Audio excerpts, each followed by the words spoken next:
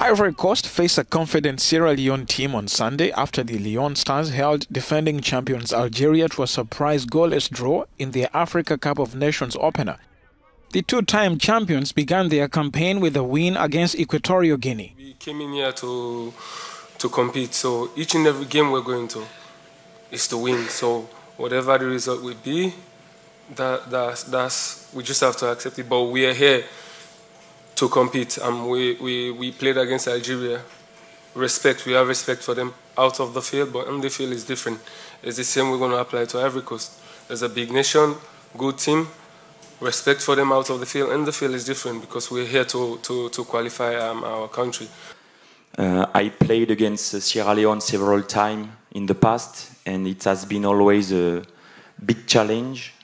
So some players know because they were there when we played against Sierra Leone. So we are aware, and we have to be ready for the second game in this group stage and in this competition.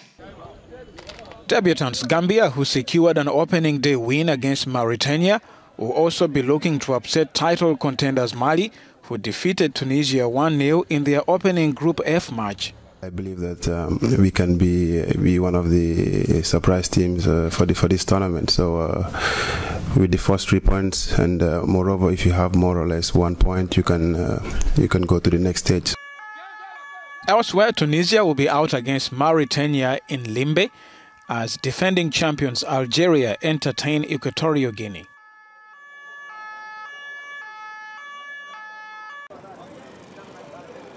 The Vice President of Congo's parliament, Jean-Marc Kabund, resigned on Friday over what he described as bullying, humiliation and torture.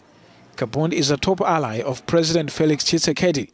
His resignation came 2 days after members of the president's guard force allegedly raided his Kinshasa home and arrested a man believed to be a guard. CCTV footage shared by Kabund's family showed 6 armed men in army uniform entering the garden of his property on Wednesday evening before arresting a man.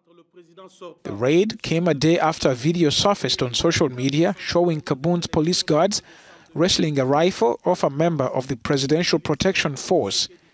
It is not clear how the confrontation began. There's been no word from the army on the matter.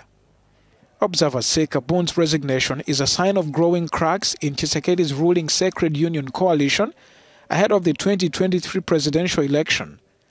At the end of 2020, Tshisekedi ended an alliance with his predecessor Joseph Kabila and removed several of his allies from key posts.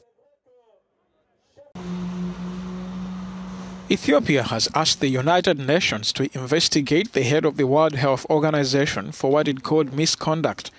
A statement by the Foreign Ministry accused Dr. Tedros of using his position to interfere in its internal affairs. Tedros, who is of Tigrayan ethnicity, this week termed conditions in his home region as hell. Little humanitarian assistance has been delivered to Tigray ever since the region's ruling party, the TPLF, began fighting the Ethiopian government in November of 2020. The government accuses the rebels of blocking aid. Addis Ababa has repeatedly accused Tedros, who was a senior leader in the TPLF, of supporting the group, which has been designated a terrorist organization. He denies the charge. Ethiopia has also said it will not support Tedros' bid for a second term as head of the global health body. Malian leaders struck a defiant tone Friday as thousands rallied to denounce sanctions imposed on Bamako by regional bloc ECOWAS. Interim Prime Minister Shogel Maiga in a speech cast the sanctions as an attack on Mali and Africa's sovereignty. Last week, ECOWAS imposed a trade embargo and shut borders with Bamako in a decision later backed by the US and the EU. All Africans are looking at Mali. All of Africa is watching Mali today. To a certain extent, the destiny of Africa is being played out in Mali today. The sanctions followed a proposal by Mali's junta to stay in power for up to 5 years, despite international demands that it respect a promise to hold elections in February. We particularly wanted to welcome Russia and China, 2 countries and two peoples who have always stood by Mali since 1960. The Russians and the Chinese have opposed an illegal and illegitimate embargo against our people.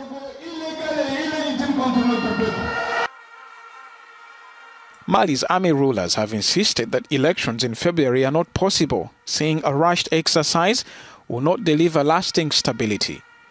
Political parties and activists accuse the junta of a plot to cling to power. The historic area of Bo-Kaap, overlooking Cape Town city centre, is filled with picturesque houses and a rich cultural heritage.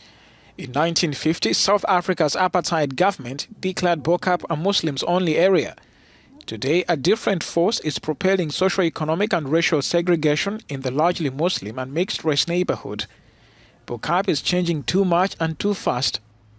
So Bo-Kaap, after 1994, has had many challenges, in particularly gentrification and big developments coming into this particular area and not taking into account the heritage and the culture of the area and building these big high-rise buildings which does not take into account what is happening here. And the Bo-Kaap, although it withstood the group areas, it is not withstanding the economic apartheid that comes through gentrifications.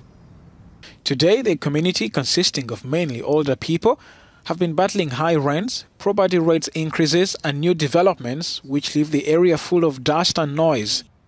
Developers erecting apartment blocks are at odds with families who have lived here for generations. Until 3 years ago, these properties, only certain properties were protected, but Bo-Kaap now has a heritage overlay zone, which means that developers that come into our area will have to look at and consider the impact of heritage on that particular development. The Bo-Kaap property market has become appealing to foreigners, investors and builders. Bo-Kaap is a place of historical importance, and for so many families, it represents an identity and destiny for people of their society. And the sentiment that they are being forced out of their heritage is common here.